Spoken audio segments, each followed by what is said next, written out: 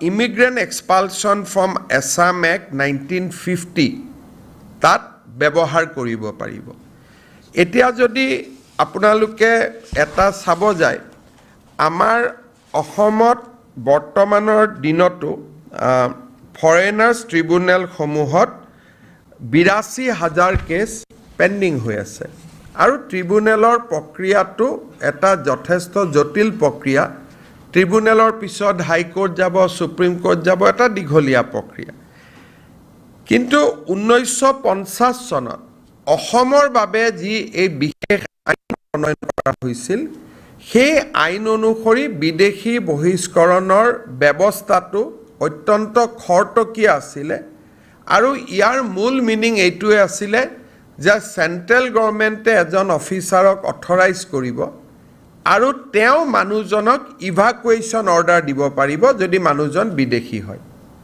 তাৰ মানে পুশবেক অৰ্ডাৰ দিব পাৰিব সেন্ট্ৰেল গভৰ্নমেন্টে বাই নটিফিকেশ্যন ডেপুটি কমিশনাৰ সকলক ডেজিগনেটেড অফিচাৰ বুলি ঘোষণা কৰিছিল কিন্তু যেহেতু IMDT আহিলে কংগ্ৰেছ চৰকাৰ দিনত সোণোৱাল জাজমেন্টত IMDT বাতিল হোৱাৰ পিছত কংগ্ৰেছ চৰকাৰে ট্ৰিব্যুনেল লৈ আহিলে এই আইনখন কৰবাত নহয় কৰবাত পিছত পৰি গ'ল যিখন অসমৰ কাৰণে এখন বিশেষ আইন আছিল কিন্তু এই আইনখন কৰবাত নহয় কৰবাত পিছত পৰি গ'ল সাংবিধানিক বিচাৰপীঠে এই আইনখনৰ ৰিলেভেন্স বা প্ৰাসংগিকতাক আকৌ এবাৰ আমাৰ সন্মুখলৈকে লৈ আহিলে আজি আমাৰ কেবিনেটে এই আইনখন কেনেকৈ প্ৰয়োগ কৰিব লাগে তাৰ ওপৰত যিটো ষ্টেণ্ডাৰ্ড অপাৰেটিভ প্ৰচিডিউৰ হ'ব লাগে তাক আজি কেবিনেটে ইয়াক এটা প্ৰস্তুত কৰে আৰু এই ষ্টেণ্ডাৰ্ড অপাৰেটিং প্ৰচিডিউৰ মতে যদি ডিচিক কোনোবাই জনাই যে মানুহজন বিদেশী বুলি বা বৰ্ডাৰ পুলিচে জনাই যে মানুহজন বিদেশী বুলি বা অন্যান্য সোৰ্সৰ পৰা যদি আমি গম পাওঁ যে মানুহজন বিদেশী বুলি ডিচিয়ে সেই মানুহজনক 10 দিনৰ সময় দি এখন নোটিছ দিব he will give a notice to the person to prove his citizenship within a period of 10 days আৰু 10 দিনৰ ভিতৰত যদি তেওঁ যি নথিপত্ৰ দিয়ে তাত যদি ডিসি সন্তুষ্ট নহয় on the day of 10th তেওঁক ইভাকুৱেশ্যন অৰ্ডাৰ পাছ কৰিব দিছে যে এই মানুহজনক পুশবেক কৰিব লাগে ভাৰতৰ পৰা আৰু লগে লগে এই মানুহজনক আমি হোল্ডিং সেন্টাৰলৈকে লৈ যাম আৰু হোল্ডিং সেন্টাৰৰ পৰা যি ধৰণে সময়সূচী উলাই BSF এ তেওঁক বাংলাদেশলৈকে বা পাকিস্তানলৈকে পুশবেক কৰিব সো আজি এই SOP খন কেবিনেটে অনুমোদন দিয়ে তাৰমানে এজন মানুহৰ বিচাৰ 10 দিনৰ ভিতৰত সম্পূৰ্ণ হৈ যাব whether he is foreigner or not foreigners কোনো লয় ডিসিয়ে সিদ্ধান্ত লব ডেপুটি কমিশনাৰ সিদ্ধান্ত লব and decision will be taken within 10 days যদি এই মানুহজন 12 ঘণ্টা হৈছে অসমত সোমোৱা তেতিয়া সপোজ কৰিব না লাগে তেওঁ ডাইৰেক্টলি পুশবেক অৰ্ডাৰ দিব পাৰিব ইফ ফ্ৰেছ ধৰক আজি ৰাতি সোমাইছে আমি আজি ৰাতি উইদিন 12 ঘণ্টাত আমি ধৰিছো তেতিয়ালে 10 দিনৰ নোটিছখনো দিব না লাগে তেওঁক লগে লগে আমি পুশবেক কৰিব পাৰিম বিদেশী বহিষ্কাৰৰ ক্ষেত্ৰত এটা ঐতিহাসিক সিদ্ধান্ত গ্ৰহণ কৰে সুপ্ৰিম কোৰ্টৰ সাংবিধানিক ন্যায়ালয়ৰ জাজমেন্টৰ ওপৰত ভিত্তি কৰি আজি কেবিনেটে অসমত প্ৰথমবাৰৰ বাবে ট্ৰিব্যুনেলৰ ব্যৱস্থাটোক বাইপাছ কৰি আমি Immigrants Expulsion from Assam Act 1950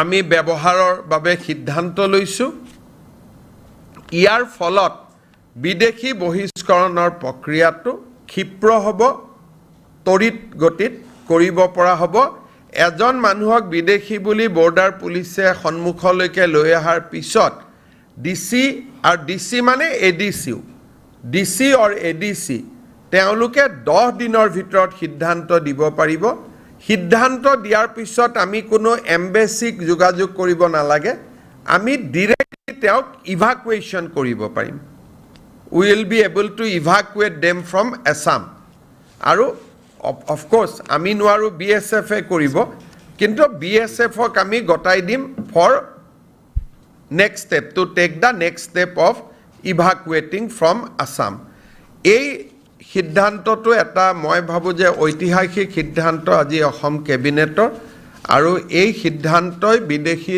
নাগৰিক বহিষ্কাৰৰ প্ৰক্ৰিয়াটো খুব তৎকালীন ভাৱে নিষ্পত্তি কৰাত সহায় কৰিব Sir, if you can brief this in English, please. সেইবিলাকটো ঘূৰাই আনিব নোৱাৰি যি ৮৬,০০০ গোচৰ আছে সেইখিনি থাকিব কিন্তু FTA যি ১,১৬,০০০ক বিদেশী বুলি ঘোষণা কৰি থৈছে তেওঁলোকৰ যদি হাইকোৰ্ট বা কাৰোবাৰ ষ্টে অৰ্ডাৰ নাই তেওঁলোকক আমি ইভাকুৱেট কৰিব পাৰিম আণ্ডাৰ দিছ অৰ্ডাৰ যদি ষ্টে অৰ্ডাৰ আছে তেতিয়া আমি নোৱাৰো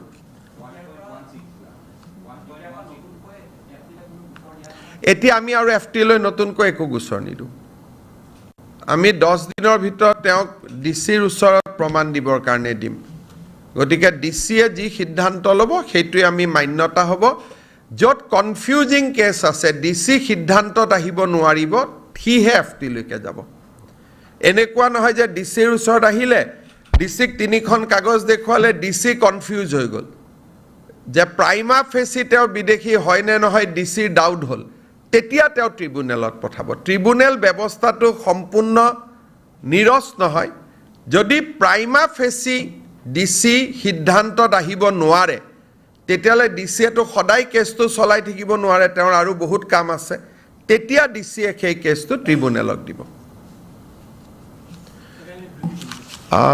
while upholding clause section 6A of Citizenship Amendment Act Supreme Court through the constitutional bench has clearly indicated that the government of Assam is free to use the Immigrant Expulsion from Assam Act 1950 to detect and deport foreigners. Under this act, the Deputy Commissioner is empowered by the central government to evacuate any person who is, in the view of Deputy Commissioner, is considered to be a foreigner. Today, State Cabinet has come out with a standard operative procedure to implement the Act in letter and spirit. Under the new SOP, Deputy Commissioner will give 10 days time to the suspected person to prove his citizenship. If Deputy Commissioner after 10 days hearing the person come to the conclusion, prima facie come to the strong conclusion that the person is a foreigner, then he will immediately pass a order of evacuation. The foreigners will be immediately evacuated or will be pushed back from Assam. However, if Deputy Commissioner could not come, is not able to come to a proper conclusion, then the matter will be referred to the Foreigners Tribunal for further hearing. Under this act, as mandated by Supreme Court, now it will be much easier for the government of Assam to push back foreigners once he is detected and the Deputy Commissioner comes to the conclusion that he is indeed a foreign national. So this is a landmark decision of Assam Cabinet. Never before we have attempted this act.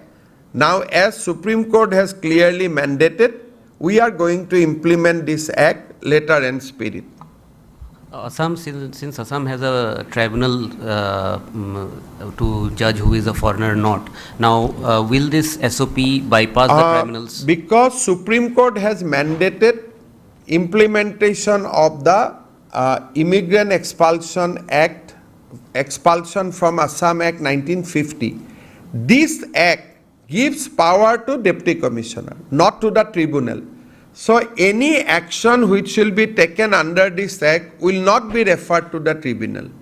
But if DC become confused and he could not come to a conclusive opinion whether this person is foreigners or not, then of course matter will be referred to the tribunal. Also, are you putting any cutoff date from where this act SOP is going to be implemented, given the fact that there are pending cases in the tribunal? Pending cases will not come back to the DC, but any person who entered post 1971 can now be produced before the Deputy Commissioner. So cutoff date is 71. So it means a new case which is not with the tribunal. Any case which is a new case not under the proceeding of the tribunal will come to the DC now. We are not going to refer any more cases to tribunal from henceforth. It will go to the DC. DC will hear, and if DC develop a doubt that whether he is a foreigner or not, those cases will go to the tribunal. But where DC will develop or will have a conclusive opinion that this guy is from Bangladesh or Pakistan, then he will be pushed back immediately.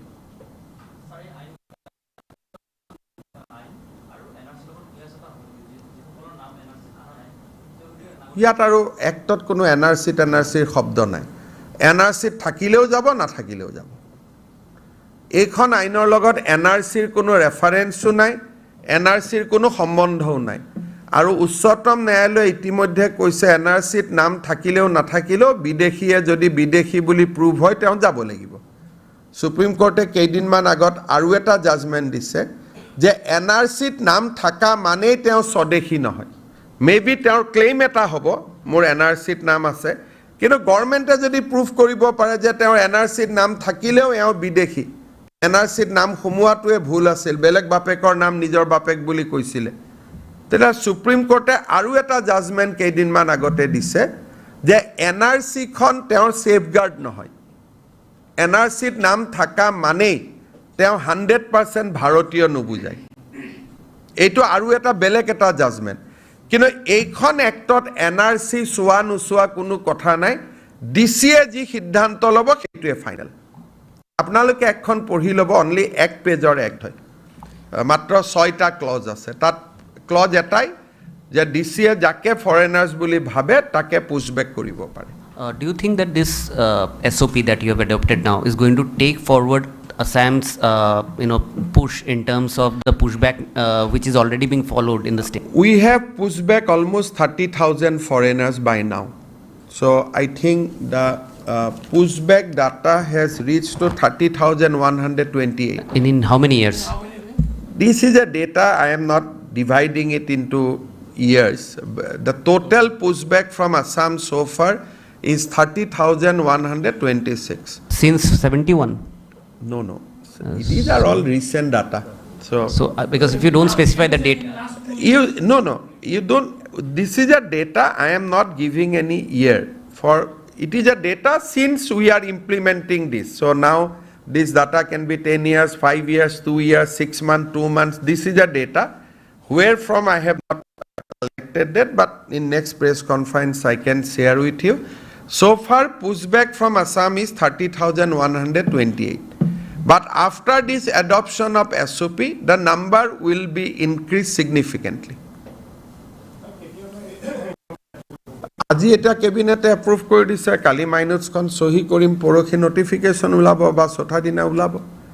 Another 7 days, 3 days, 4 days ল ডিপাৰ্টমেণ্টত যাব, এবাৰ vetting কৰিব, যিখিনি সময় লাগে আৰু cabinet approval কৰাৰ পিছত অৰ্ডাৰ এখন ওলাওঁতে 6 দিন 7 দিন লাগে, সিমান দিন। এছঅপিখন এতিয়া মই টুইটাৰত দিয়ে দিম, তাৰ কণ্ডিশ্যন এইখিনিয়ে মই যিটো দিছোঁ, যিখিনি একদম সিম্পল থিং।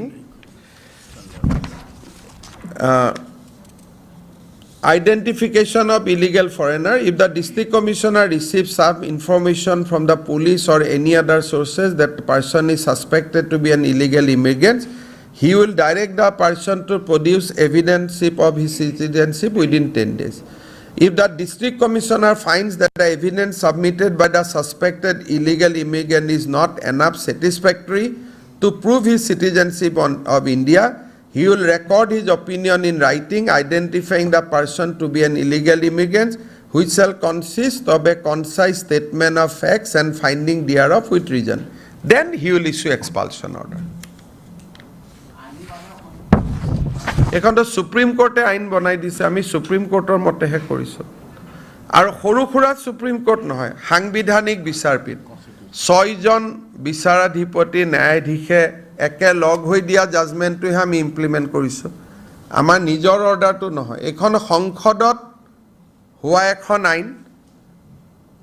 সৰ্বানন্দ সোণোৱাল গোচৰতে কৈছিল যে ট্ৰিব্যুনেল নাই, এতিয়া আপোনালোকে এইখন আইন মতে বহিষ্কাৰ কৰিব পাৰে। কিন্তু লগে লগে চেণ্ট্ৰেল গভৰ্ণমেণ্টে ফৰেনাৰ্ছ ট্ৰিব্যুনেলখন লৈ আহিলে। সেইকাৰণে আমাৰ সেই জাজমেণ্টটোৰ এফেক্টখিনি কংগ্ৰেছে তেতিয়া নালিফাই কৰি দিলে।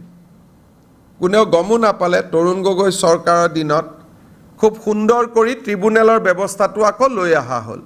ট্ৰিব্যুনেলটো সুপ্ৰিম কোৰ্টে নোহোৱা কৰি দিলে, IMDT নোহোৱা কৰি দিলে, ফৰেনাৰ্ছ ট্ৰিব্যুনেল বুলি চেণ্ট্ৰেল গভৰ্ণমেণ্টে ৰুলটো এমেণ্ড কৰি ট্ৰিব্যুনেলখন লৈ আহিলে। তাৰমানে ট্ৰিব্যুনেলৰ ব্যৱস্থাটো চলি থাকিলে। এইবাৰ সুপ্ৰিম কোৰ্টে ফাইনেলি ক'লে যে অসম চৰকাৰে ট্ৰিব্যুনেলৰ যাব নালাগে বুলি কোৱা নাই, অসম চৰকাৰে এই আইনখন ব্যৱহাৰ কৰিব পাৰে। জাষ্টিছ সূৰ্যকান্তৰ দিয়া এটা judgement on behalf of the majority. গতিকে ইমান দিনৰ এটা প্ৰক্ৰিয়া এটা যে মান্যতা আৰু এটা যি অসম চৰকাৰৰ এতিয়া এটা ঐতিহাসিক সিদ্ধান্ত। আৰু ই হাইকোৰ্ট সুপ্ৰিম কোৰ্টো হ'ব নোৱাৰে, কাৰণ this is a judgement of constitutional bench. আৰু এখন কনষ্টিটিউশ্যনেল বেঞ্চ নোহোৱালৈকে this is the law of the land. গতিকে এই আইনখন বদলাবৰ কাৰণে 6জনীয়া বিচাৰপীঠ এখন লাগিব। 6জনীয়া নহয়, 6জনীয়াই জাজমেণ্ট দিছেতো 7জনীয়া লাগিব। গতিকে এক প্ৰকাৰ this is the law of the land as of now. Mr. Chief Minister, you have pointed out about how the Congress government had brought back the Foreigners Tribunal. Now, when BJP came to power, over the years, what have been the problems with the Foreigners Tribunal that your government has observed? You see, Foreigners Tribunal doesn't have the order of giving pushback order. When a person is detected as a foreigner, we have to inform Ministry of External Affairs. Then they will talk to the Bangladesh. Bangladesh has to accept the person as a foreigner. So far, Bangladesh has accepted only 466 people. But the tribunal has detected 1,68,000 people. And Bangladesh has accepted only 400. So this, if a tribunal gives judgment, then you have to follow the diplomatic channel. You cannot push back. But pushback is always not successful. Sometimes BDR stop the pushback. They also come, they say, no, you cannot push back. But Deputy Commissioner can now give order of pushback. And once the order of pushback is given, his name will be deleted from the voter list. So, now at least we can, once DC passed an order within 10 days, we can take action against the foreigners. Expulsioner agotodo bahut kam koribo pari. Their property to seize koribo pari, being the foreigners. Their naam voter talikar pra katibo pari, bahut koribo pari. Tribunalot etu nuari, jetialeke diplomatic channel edi etu agree nohoy. Aru tribunalor order against the high court jabo somoy pai. ইয়াতো 10 দিনত order হ'ব, সেই ৰাতি আমি পুছবেক কৰি দিম, high court supreme কোৰ্টত যোৱাৰ প্ৰশ্নটোৱে নাহিব। So this is a very fast track solution. And Supreme Court has said that you adopt this. This is not what Assam cabinet uliaise. We are only issuing the SOP. So now on diplomatic channel will not be required anymore. The order of the language of the act is that Deputy Commissioner will pass the order of evacuation. The order of evacuation will now be passed by the Deputy Commissioner. But this act can be implemented only for Assam. And Assam, Nagaland and Mizoram, Arjual Assam. 1950 G Assam asile, tar karne ekhon applicable. বেলেগ ষ্টেটত নহয় 1950ত আমি অসম বুলি ক'লে যেটো বৰ অসম আছিল বৰ অসমত এটো ইমপ্লিমেন্টেবল আসাম অফ 1950 তো Meghalaya is included Mizoram is included Nagaland is included so this Assam jikhon asil 1950 jitu Assam আছিল তো this is a কোনেও মানে সুপ্রিম কোর্টত বহুতে পার্টি আছিলে কোনেও কেসটো সোয়া নাছিলে এবাৰ মাননীয় গৃহমন্ত্ৰী অমিত শাহ ডাঙৰীয়া আহোতে আমি আলোচনা কৰিছিলো he has because this is a central act central government has only authorized our disease so the mother act is with the MHA so I discussed with him and he has given instruction to us that go ahead as per the provision of the act the betrayal যেতিয়া এটো এটা কংগ্ৰেছে ডাঙৰ বিশ্বাসঘাতকতা কৰিছিল যদি আপোনালোকে Sarbananda Sonowal judgement চাই তাত অপাৰেটিং অৰ্ডাৰত আছিল যে ট্ৰিব্যুনেল ইজ কোৱাস্ট উইদিন 3 মাহ কোনেও প্ৰটেষ্ট নকৰিলে কংগ্ৰেছ ব্ৰড বেক দা ট্ৰিব্যুনেল আগত নামটো আছিল আইএমডিটি কৰি দিলে ফৰেনাৰ্ছ ট্ৰিব্যুনেল নিয়ম মতে তেতিয়া সেই অৰ্ডাৰ যদি নাহিলেতেন এই একখন মতে expel হলেতেন so they have somehow sabotaged that in that point of time Supreme Court আমাক কলে তোমালোকে কিয় ৰখি আছা why not you are implementing this আমি তো বাধা দিয়া নাই ট্ৰিব্যুনেল খন সেন্ট্ৰাল গভৰ্নমেন্টে বনাইছে বাট সেন্ট্ৰাল গভৰ্নমেন্ট তো সুপ্ৰিম কোৰ্টেৰ উপৰত নহয় so this is a very good judgment one should read it এতিয়া আমি 10 দিনৰ ভিতৰত হিসাব নিকাশ কৰি পেলাব পাৰিম পুশবেক কিমান সম্ভৱ হ'ব নহব বাংলাদেশেও তো আৰু এনে পুশবেক কৰিলে লব নলব আছে কিন্তু at least they will be declared as a foreigner আৰু আমি পুশবেকো ভাল কৰি আছো যোৱা কালিও 18 জন কৰিছো আৰু 42 জন পুশবেকৰ কাৰণে এতিয়াও আমাৰ হাতত ৰখি আছে গতিকে এভৰি উইকত আমি 30-40 টো পুশবেকো কৰি আছো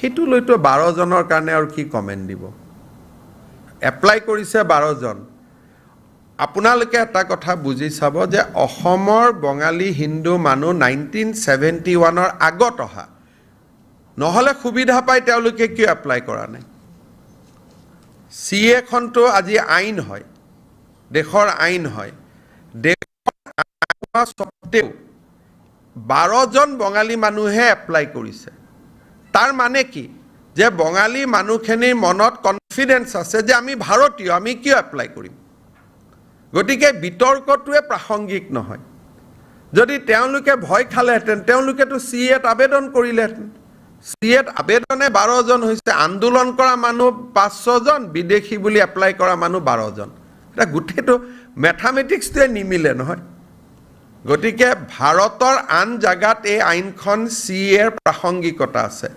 অসমত সিএৰ কোনো প্ৰাসংগিকতাই নাই আজি তো আপোনালোকে কিমান সিএ কৰি থাকিলে পাবলিসিটিটো কতো কম হোৱা নাই মাত্ৰ 12 জনেহে আবেদন কৰিলে এটা 12 জনৰ কাৰণে অসমৰ মুখ্যমন্ত্ৰীয়ে কি কমেন্ট দিব কক আপুনি ভিত্তি বৰ্ষ লাগিলে 2016 কৰক বা 24 কৰক 50 কৰক আবেদনটো আহিব লাগিব এতিয়া 24 ভিত্তি বৰ্ষ কৰাৰ পিছত এখনো আবেদন আহিছে নেকি মইতো সকলোকে কৈছো সময় অপেক্ষা কৰক যদি আবেদন আহে আমি বহি কথা পাতিম আবেদনে অহা নাই তাৰ মানে অসমৰ বঙালী মানুহৰ হিষ্ট্ৰি আপোনালোকে জানিব লাগিব তেওঁলোকে 71 ৰ আগতে ইয়াতে ৰিফিউজি কেম্পত আহিছিল আৰু অসম চুক্তিয়ে এই মানুহখিনিক ভাৰতীয় স্বীকৃতি দিয়ে তেওঁলোকক সিএৰ প্ৰয়োজনে নাই